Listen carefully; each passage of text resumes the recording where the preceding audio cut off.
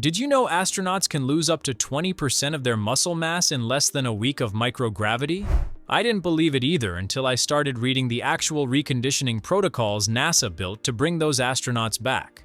Turns out the muscle loss you've watched yourself drift toward over the last 20 years looks almost identical to what astronauts experience in space. Same atrophy, same drop in tendon load, same loss of postural control. 6 specific movements bring it back. They were built for astronauts returning to Earth. They work even better when you're past 40. Let's start with the hold that rebuilds the muscle group that fades fastest, both in space and after 50 years of sitting. The Microgravity Squat Hold rebuilds the quad strength that fades fastest in zero gravity and fades just as fast when you spend 40 hours a week in a chair. Here's why this matters. By the time you're 60, you've probably lost about a third of the quad tendon strength you had at 30, and you've been covering for it without realizing it. The legs tremble getting out of a low chair. The knees protest going downstairs. You don't need a gym. You don't need to be young. You just need to do this right. Astronauts coming back from a 6-month mission can't stand for more than a minute without their legs shaking. The quads have forgotten how to fire under their own weight.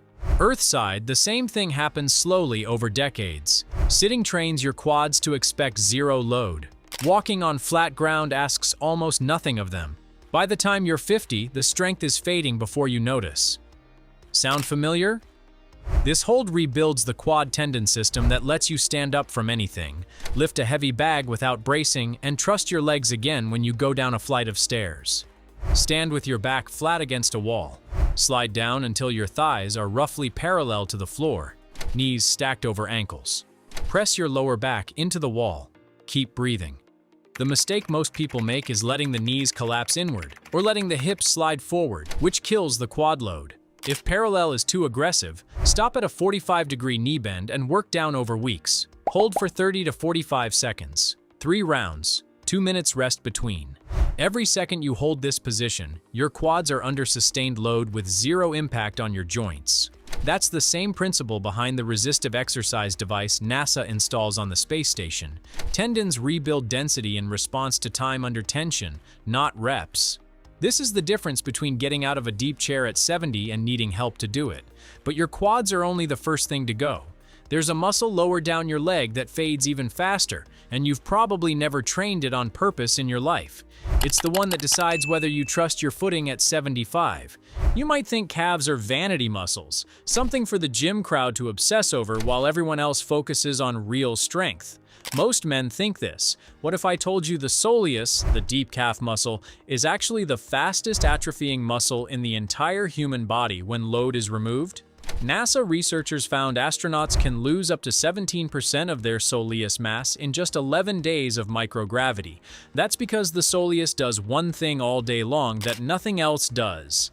It quietly pumps blood from your legs back to your heart every time you stand, walk, or shift your weight. Lose it, and your circulation suffers. Your balance fades. Your standing endurance collapses.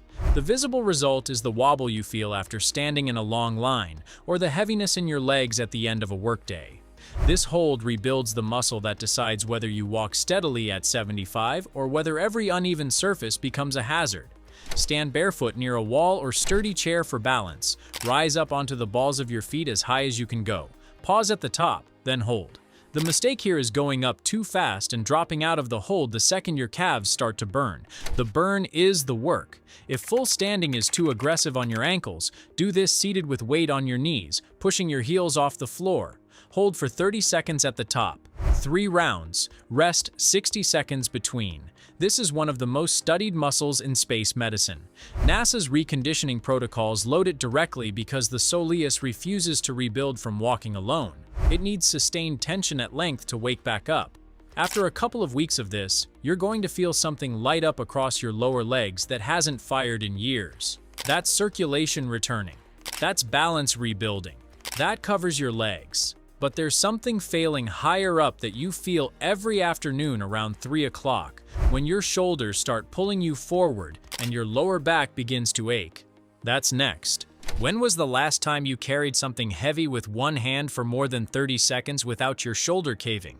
For a lot of men past 50, it doesn't take long. The wrist gives out, the shoulder pulls forward, the lower back starts to compensate.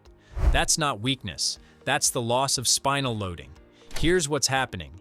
In microgravity, an astronaut's spine actually grows by up to 3 centimeters because there's no compressive load on the discs. The muscles that hold the spine upright stop firing. When they return to Earth, simple things like carrying a backpack feel impossible for weeks. The same decompression happens to you slowly, over decades, every time you sit at a desk or in a car. The spine forgets it's supposed to be loaded. This hold rebuilds the entire postural chain from your grip to your trapezius to your deep spinal stabilizers, all at once. Find something with real weight, a heavy dumbbell, a sandbag, a backpack stuffed with books, even a full grocery bag. Pick it up in one hand, stand tall, pull your shoulder blade down and back, hold. The mistake here is letting the loaded shoulder hike up towards your ear, which kills the trap and stabilizer work. Keep the shoulder pulled down. If the weight is too much for 30 seconds, drop the weight and add time. Hold 30 seconds per side, 2 to 3 rounds. Switch hands between. The science is simple.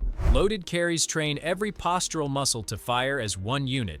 The way your body was built to move before sitting became the default. Grip strength alone is one of the best predictors of how long you'll live, validated across studies on tens of thousands of people. It's like installing a load-bearing wall through the middle of your body. Once it's there, everything else stands taller around it. Quick pause. If you're in your 50s or 60s and you're realizing some of these holds are exposing weaknesses you didn't know you had, you're not alone. That's exactly why I put together a complete ebook on this. 50 holds organized so you can start where your body actually is, not where some 25-year-old fitness influencer thinks you should be. Wake up loose. Move pain-free. Feel 10 years younger doing the things you actually love. Links in the description below. Now to the next muscle group most men have never trained directly. The posture tether is easily the most underrated upper body movement for men over 40. It activates more rotator cuff and upper back muscle fibers at once than any pressing exercise on the planet, and almost no one does it. Here's why it matters. Astronauts in microgravity don't just lose strength, they lose posture. Without gravity pulling them down, their shoulders drift forward into a slouched position. By the time they land, they look 10 years older, just from the postural collapse. The same thing happens to you on Earth, except it takes 30 years instead of 6 months. Every hour at a keyboard, every meal looking down at a phone, your shoulders roll forward by another fraction of a degree. By 50, the rotator cuff and the muscles between your shoulder blades have largely stopped firing. This hold reverses that. It teaches your upper back to hold position the way it did at 25. Find a sturdy table, a low bar, or 2 parallel chairs you can grip. Slide underneath. Grip the edge with both hands, palms facing you. Keep your body straight from shoulders to heels. Pull your chest up toward the bar and hold halfway. The mistake here is letting the hips sag, which dumps the load to the lower back instead of the upper back. Keep the body rigid. If full body weight is too hard, bend the knees and rest your feet flat. Hold for 20 seconds. 3 rounds. 2 minutes rest between. What's happening? The rotator cuff and the rhomboids are doing the work of pulling your shoulder blades back into the position they belong in. Tendons in the upper back rebuild stiffness, the kind that pulls your posture upright automatically, without you having to think about it. Within a few weeks, you'll catch yourself standing taller in lines, reaching for things on high shelves without bracing, and looking around without that quiet stiffness in the neck. Have you ever bent down to pick up something light off the floor and felt something in your lower back catch sharply? That's not aging. That's the loss of hinge pattern. The hamstrings and glutes have forgotten how to load before the spine takes the weight. NASA reconditioning specialists found astronauts struggle to pick objects off the floor for weeks after returning to Earth. The posterior chain, the muscles along the back of your body, simply stopped working in space. On Earth, the same shutdown happens through chronic sitting. The glutes go quiet, the hamstrings shorten. The lower back takes over jobs it was never designed to do, and pays the price. This hold rebuilds the hinge pattern from the ground up, so picking something off the floor stops feeling like a risk and starts feeling like something your body actually wants to do.